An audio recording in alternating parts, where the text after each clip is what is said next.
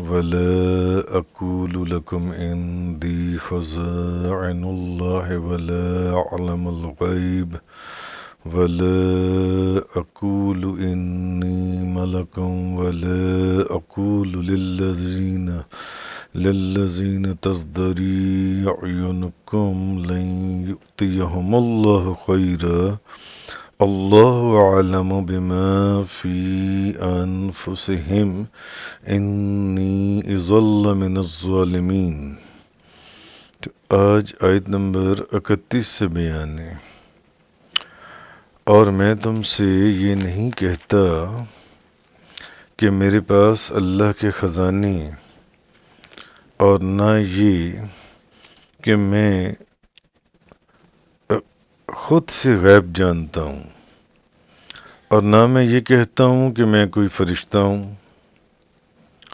اور جو لوگ تمہاری نظروں میں حقیر ہیں، میں ان کے متعلق یہ نہیں کہتا کہ اللہ ہرگز ان کو کوئی خیر نہیں عطا فرمائے گا۔ اللہ خوب جانتا ہے جو کچھ ان کے دلوں میں ہے، اور اگر بالفرض میں ایسا کہوں تو بے شک اس صورت میں ظالموں میں سے ہو جاؤں گا۔ اب آج جس کانٹیکسٹ میں بات کل مکمل ہوئی تھی اسی کا اگلا حصہ ہے۔ آگے اللہ پاک یہ بیان فرما رہا ہے کہ یعنی حضرت نوح علیہ السلام کی گفتگو چل رہی ہے اپنی قوم سے، اور میں تم سے یہ نہیں کہتا کہ میرے پاس اللہ کے خزانے، اور نہ یہ کہ میرے پاس کوئی غیب کا علم ہے، اور نہ یہ کہ میں کوئی فرشتہ ہوں جو ان سے تو اور جو لوگ تمہاری نظروں میں حقیر ہیں، میں ان کے متعلق یہ نہیں کہتا کہ اللہ ہرگز ان کو کوئی خیر نہیں عطا فرمائے گا، اور اللہ خوب جانتا ہے جو کچھ ان کے دلوں میں ہے۔ اور اگر بالفرض میں ایسا کہوں تو بے شک اس صورت میں ظالموں میں سے ہو جاؤں گا۔ جیسے کہ پیچھے گزرا تھا کہ آپ نے فرمایا تھا کہ اگر میں ایسا کروں کہ ان غریب، یتیم، مسکین لوگوں کو اپنے سے دور کر دوں تو پھر مجھے اللہ کے عذاب سے کون بچائے گا جو ان سے۔ تو نہ میں نے ایسا کوئی دعویٰ کیے جو پیچھے گفتگو چل رہی تھی کہ میں کوئی فرشتہ ہوں اور میرے پاس غیب کا علم ہے جو ان سے۔ تو میں نے تم سے کب یہ کہا ہے کہ اللہ تعالیٰ کے رزق کے خزانے اور ان کا جو مال ہے وہ میرے پاس ہے؟ یعنی تم اس معاملے کے اندر مجھ سے بحث کرو اور میری نبوت کا تم انکار کرو، تو میں نے تو صرف رسالت اور اللہ کے پیغام پہنچانے کا دعویٰ کیا ہے کہ میں اللہ کا رسول ہوں، اللہ نے مجھے نبی بنا کر بھیجا ہے، میں نے تو اس کا پیغام جو ان سے وہ تم تک پہنچا دیے۔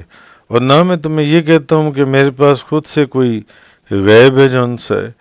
تو اللہ تعالیٰ کے بتائے بغیر اللہ نے مجھے غیب کا علم عطا فرمایا ہے جو ان سے۔ اللہ کے بغیر بتائے تو میں غیب کا علم نہیں جانتا، مجھے غیب کا علم اللہ نے عطا فرمایا ہے۔ اور نہ ہی میں نے تم لوگوں کو یہ کہا ہے کہ میں کوئی فرشتہ ہوں۔ میں نے تمہیں کب کہا ہے کہ میں فرشتہ ہوں؟ میں تو پہلے ہی کہہ رہا ہوں کہ میں ایک بشر ہوں اور ایک انسان ہوں۔ تم کہہ رہی ہو کہ ایک بشر ہو کر نبی کیسے ہو سکتا ہے جون سے؟ میں نے تمہیں کب کہا کہ میں کوئی فرشتہ ہوں؟ میں تو جو بات اصل ہے میں تو وہی کہہ رہا ہوں جون سی ہے۔ میں کوئی اپنی نبوت کو ثابت کرنے کے لیے معاذ اللہ استغفر اللہ کہ میں کوئی ایسی بات کر دوں کہ بھی میں تو فرشتہ ہوں جس کو یہ خاص چیزیں دے کر بھیجی گئی ہیں جون سی ہیں۔ تو اس لیے کہ آپ نے کہا کہ میں تو بالکل ایک بشر ہوں جون سے اور آپ فرشتے نہیں، کیونکہ بشریت، یہ بات پہلے بھی پچھلے چند جو لیکچرز تھے قرآن پاک کے اندر اس کے اندر ثابت ہو چکی کہ بشریت جو ہے وہ نبوت کے منافی نہیں ہے۔ اس کو ہم نے پیچھے بڑے تفصیل سے بیان کی ہے۔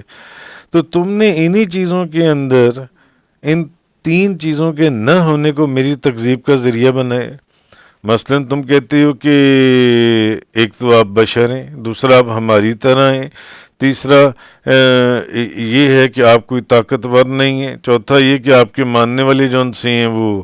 بڑے کمزور اور مسکین قسم کے لوگ ہیں، غریب قسم کے لوگ ہیں۔ تو حالانکہ میں نے جن چیزوں کو تم مجھے یہ جو باتیں کہہ رہے ہو، یہ تو یعنی تم تو یہ باتیں تب کرو نا جب میں نے ان چیزوں کا دعویٰ کیا ہو، میں نے تو ان میں سے کسی چیز کا دعویٰ ہی نہیں کیا جو ان سے۔ اور رہی بات یہ کہ جو لوگ تمہاری نظروں میں حقیر ہیں، اور ان کے متعلق بھی میں یہ نہیں کہتا کہ تمہارے حقیر سمجھنے کی وجہ سے اللہ تعالیٰ ان کے ثواب کو کم کر دے گا، میں نے تو یہ بات بھی نہیں کہی ہے جن سی ہے۔ تمہیں کیا پتا کہ اللہ کی بارگاہ میں حقیر ہے کون؟ جبکہ جیسے کہ میں نے وہ آپ کو حدیث سنائی تھی نبی کریم صلی اللہ علیہ وسلم کی، کہ حضور نے کیا فرمایا حجۃ الوداع کے موقع پر کہ کسی عربی کو اجمی پر اور کسی اجمی کو عربی کے اوپر کوئی فضیلت نہیں ہے، کسی کالے کو گورے پر اور کسی گورے کو کالے پر کوئی فضیلت نہیں ہے، فضیلت صرف تقوی کو ہے، جو متقی اور پرہیزگار ہے، فضیلت اس کے لیے جو ان سی ہے۔ تو اللہ خوب جانتا ہے جو ان کے دلوں میں ہے، تو اور وہ ان کے مطابق ہی ان کو جزا دے گا۔ اور اگر میں ایسا کہوں تو پھر میں ظالموں میں سے ہو جاؤں گا۔ جیسے پچھلی آیات میں آپ نے فرمایا تھا کہ اگر میں یہ بات کروں کہ میں غریب اور یتیم اور مسکین لوگوں کو اپنے سے دور کر دوں، تم کہتے ہو کہ یہ نبوت کی دلیل ہے کہ امیر کبیر لوگ جو ان سے ہیں وہ میری پیروی کریں اور غریب لوگ میری پیروی نہ کریں، تو اس وجہ سے میں ان کو دور کر دوں، تو پھر اللہ کے عذاب سے ان چیزوں کو جو چیزیں تم مجھ سے مانگ رہے ہو میں اس کے مطابق اگر عمل کروں تو پھر اللہ کے عذاب سے مجھے کون بچائے گا، جیسے کہ پیچھے ذکر گزرا تھا۔ اب آگے فرمایا قالو یا نوح قد جادلتنا فاکثرت جدالنا فأتنا بما تعدنا ان کنت من الصادقین۔ انہوں نے کہا اے نو، تم نے ہم سے بحث کی اور بہت زیادہ بحث کی، اب اگر تم سچے ہو تو وہ عذاب لے آؤ جس سے تم ہمیں ڈراتے ہو۔ اب ان کی قوم نے ایک اور بے ادبی اور گستاخی، انہوں نے کہا تم ہم سے بحث کر رہے ہو اور بہت زیادہ بحث کر رہے ہو، تو اگر سچے ہو، نبی ہو، رسول ہو، تو لاؤ نا، پھر عذاب لے آؤ جس عذاب سے تم ہمیں ڈراتے ہو۔ قال انما یأتیکم بہ اللہ ان شاء وما انتم بمعجزین۔ نوح علیہ السلام نے کہا اگر اللہ نے چاہا تو تم پر وہ عذاب اللہ ہی لائے گا۔ تم مجھے کہہ رہی ہو عذاب تو لانا ہے اللہ نے، مجھے کہہ رہی ہو کہ اگر تم سچی ہو تو عذاب لے ہو، عذاب تو اللہ نے لانا ہے، اور تم اللہ کو عاجز نہیں کر سکتے، تم اللہ کو عاجز کرنے والے نہیں ہو۔ اس نے جب عذاب لے کر آنا ہے تو اس نے عذاب لے آنا ہے، پھر تم اللہ کو عاجز نہیں کر سکتے۔ وَلَا يَنفَعُكُمْ نُصْحِي إِنْ أَرَدْتُ أَنْ أَنْصَحَ لَكُمْ إِنْ كَانَ اللَّهُ يُرِيدُ أَنْ يُغْوِيَكُمْ هُوَ رَبُّكُمْ وَإِلَيْهِ تُرْجَعُونَ۔ اور اگر میں تمہیں نصیحت کروں تو میں اپنی نصیحت سے تمہیں کوئی فائدہ نہیں پہنچا سکتا، جب کہ اللہ تمہیں گمراہ کرنے کا ارادہ کر چکا ہو۔ تو ایک بات میری تم سمجھ لو، یہ جو تم مجھے کہہ رہی ہو نا کہ اگر آپ سچے ہیں تو پھر عذاب لے آؤ جس عذاب سے اب ہمیں ڈراتے ہیں، تو ایک بات سمجھ لو کہ اگر میں تمہیں نصیحت کروں تو میں اپنی نصیحت سے تمہیں اس وقت تک کوئی فائدہ نہیں پہنچا سکتا اگر اللہ نہ چاہے۔ اگر اللہ تمہیں گمراہ کرنے کا ارادہ کر چکا ہے تو پھر میں جتنی مرضی نصیحت کرتا رہوں تم ہدایت کے راستے پر کبھی نہیں آؤ گے۔ ہاں میرا کام ہے کہ میں نے تو اپنی ڈیوٹی پوری کرنی ہے، میرا کام ہے کہ تبلیغ اور رسالت کا پیغام میں تم تک پہنچا دوں، یہ اس کی مرضی ہے کہ وہ تمہیں ہدایت یافتہ بناتا ہے یا نہیں بناتا، کیونکہ وہی تمہارا رب ہے اور تم اسی کی طرف لوٹائے جاؤ گے، وَإِلَيْهِ تُرْجَعُونَ۔ ام یقولون افترا، کیا وہ یہ کہتے ہیں کہ اس رسول نے اس قرآن کو از خود گھڑ لیا ہے، کہ یہ لوگ یہ کہتے ہیں کہ اس رسول نے اس کو خود گھڑ لیا ہے، اس قرآن کو خود گھڑ لیا ہے، کیونکہ مکہ مکرمہ کے بھی تو کافر یہی کہا کرتے تھے نا نبی پاک صلی اللہ علیہ وسلم کو کہ آپ نے یہ قرآن پاک خود گھڑ لیا ہے۔ آپ نے قرآن پاک اپنے پاس سے بنا لیا، یہ کوئی اللہ کی وحی یا اللہ کا کلام نہیں ہے، یہ تو آپ نے گھڑا ہے، جس کے پر اللہ نے ان کو جواب دیا تھا محبوب آپ ان کو کہیں نہ کہ اگر میں گھڑ سکتا ہوں تو پھر تم بھی گھڑ کے لے آؤ، جون سے سارے جنوں اور انسانوں کو اپنے ساتھ میں لا لو، اپنی مدد کے لیے بلا لو، پھر تم بھی گھڑ لو۔ تو کیا وہ یہ کہتے ہیں کہ اس رسول نے اس کو خود سے گھڑ لیا ہے؟ تو آپ کہیے کل ان افتریتہ فعلی اجرامی وانا بری مما تجرمون، تو آپ کہیے کہ اگر بالفرض، چلو فرض کرو کہ اگر میں نے اس کو گھڑ لیا ہے تو میرا گناہ میرے ذمے ہے اور میں تمہارے گناہوں سے بری ہوں، میرا گناہ میرے ذمے ہے اور میں تمہارے گناہوں سے بری ہوں جن سے۔ تو اب اصل میں ان آیات کے اندر یہ جو آیت نمبر 32، 33، 34، 35 میں نے آپ کے سامنے تلاوت کی، کہ اب اصل میں بات یہ تھی کہ اب وہ جب دلائل دیے جا رہے تھے، حضرت نوح علیہ السلام جو ان کو اللہ کا پیغام دے رہے تھے، اب جب وہ لاجواب ہو گئے لیکن حق کو قبول کرنے کی توفیق ان کو پھر بھی نہیں ہوئی،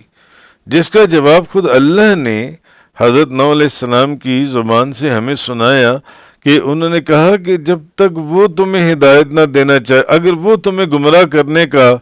ارادہ کر چکا ہے تو میں جتنی مرضی تمہیں ہدایت دیتا رہوں، تمہیں ہدایت کہاں سے ملنی ہے؟ تمہیں ہدایت نہیں ملے گی، میرا کام ہے ہدایت دینا، مجھے تو ایک ڈیوٹی دی گئی ہے نا، میں نے تو اپنی ڈیوٹی پوری کرنی ہے، لیکن آگے اس کی مرضی ہے، اگر اس نے تمہیں ہدایت نہ دینے کا یہ ارادہ کر لیا تو تم ہدایت نہیں پا سکتے۔ اب جب وہ اس بحث کے اندر ایک لاجواب ہو گئے اور حق قبول کرنے کی ان کے اندر کوئی صلاحیت ہی نہیں تھی، تو اب وہ حضرت نوح علیہ السلام کو کہنے لگے کہ بھئی آپ تو بڑے جھگڑنے والے بندے ہیں، آپ تو بہت ہی جھگڑتے ہو، اور ہم بھئی اتنی طویل بحث سے باز آئے، بس آپ ایسا کریں کہ جس عذاب کی آپ ہمیں دھمکیاں دے رہے ہیں نا، آپ ذرا وہ عذاب لے آئیں، آپ ذرا وہ عذاب لائیے، ہمیں عذاب دکھائیے۔ وہ تو خیر آگے کی باتیں نا، وہ آگے آئیں گے جب اللہ کا عذاب پھر نازل ہوا تو پھر کیا کچھ ہوا وہاں پر، اور کیا خوفناک وہ عذاب تھا۔ خیر آپ نے جواب دیا کہ یہ آپ فرمانے لگے یہ تو میرے اللہ کے اختیار میں ہے، جب وہ مناسب سمجھے گا، جیسے کفار مکہ کو نبی کریم صلی اللہ علیہ وسلم نے آپ نے فرمایا تھا، جب وہ بھی یہی کہتے تھے، اس لیے اللہ تعالیٰ پرانی مثالیں بیان کرتا ہے، قرآن کے اندر پرانی مثالیں سمجھانے کے لیے بار بار بیان کرتا ہے۔ اب حضرت نوح علیہ السلام کا قصہ ابھی آپ دیکھ لیں، ان 10-12 سپاروں کے اندر تیسری چوتھی دفعہ اللہ پاک بیان فرما رہا ہے یہ واقعہ، جو ان سے بار بار بیان کرتا ہے پرانے قصے اور پرانی مثالیں سمجھانے کے لیے کہ دیکھو وہاں پر بھی ایسا ہوا تھا، ابھی بھی تم نہیں سمجھے، ابھی بھی وقت ہے، سمجھ جاؤ جو ان سے۔ تو آپ نے جواب دیا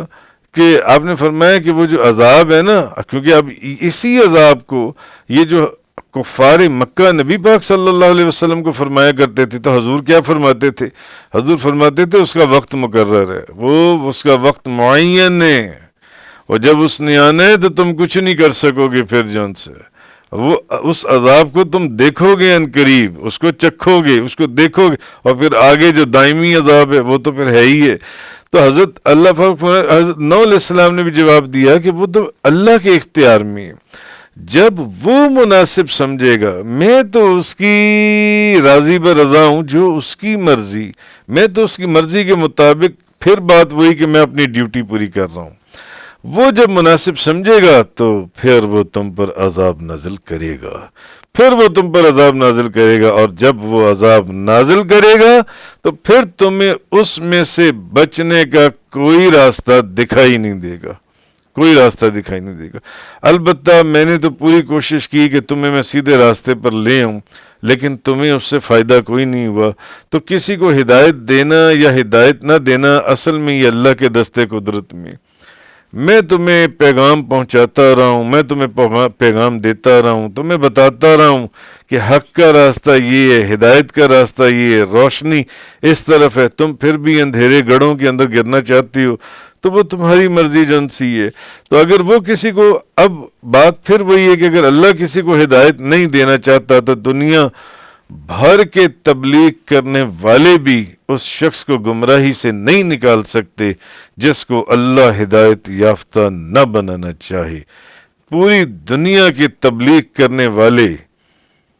درس دینے والے، پیغام پہنچانے، وہ نہیں کچھ کر سکتے۔ کیوں؟ اللہ کی مرضی نہیں ہے۔ نہیں، اس لیے انسان جو ہے اس کو کبھی اپنے علم کے اوپر گھمنڈ نہیں کرنا چاہیے کہ میں بہت بڑا پی ایچ ڈی ڈاکٹر، میں فلانا، میں یہ، میرے پاس یہ ڈگریاں۔ یہ جو علم کا گھمنڈ، تکبر اور غرور ہے، یہ انسان کو آسمان سے اٹھا کر زمین کے اوپر پھینکتا ہے اور روند ڈالتا ہے، یہ تکبر اور غرور جو۔ اس لیے ہر وقت عاجزی اور انکساری کا دامن تھامنا چاہیے۔ تو یہ کسی مبلغ کو، کسی تبلیغ کرنے والے کو، کسی پیغام پہنچانے والے کو نیکی کا آگے ہدایت دینے، اس کو کوئی تکبر اور غرور نہیں کرنا چاہیے۔ کسی بھی وقت انسان کہیں پر بھی پھسل سکتا ہے، تو اس وقت کیا کرے گا جن سے؟ پھر رستہ ملنا بہت مشکل ہو جاتا ہے جن سے۔ تو ادب، احترام اور عاجزی اور انکساری کے ساتھ بس اللہ تعالیٰ کی بارگاہ میں یہ دعا کرتے رہنے چاہیے کہ یا اللہ، یہ جو زندگی کا راستہ ہے یہ خیریت اور عافیت کے ساتھ، اور مرتے وقت بھی اور زندگی میں بھی یا اللہ میں کلمہ نصیب ہو اللہ کی بارگاہ میں جون سے۔ اچھا، اب یہاں خطاب بے شک حضرت نوح علیہ السلام کو ہے یا اشارہ نبی کریم صلی اللہ علیہ وسلم کی طرف سے ہے۔ مقصد یہ ہے کہ اگر یہ کلام اور یہ پیغام خدا کی طرف سے نہیں ہے بلکہ میں نے خود گھڑ لیا ہے، کیونکہ حضرت نوح علیہ السلام کی قوم بھی یہی کہہ رہی تھی، آپ نبی کیسے ہو سکتے ہیں؟ آپ تو بشر ہیں۔ آپ نبی کیسے ہو سکتے ہیں؟ آپ تو بہت کمزور ہیں۔ آپ نبی کیسے ہو سکتے ہیں؟ آپ کے تو ماننے والے بڑے غریب ہیں۔ آپ نبی کیسے ہو سکتے ہیں؟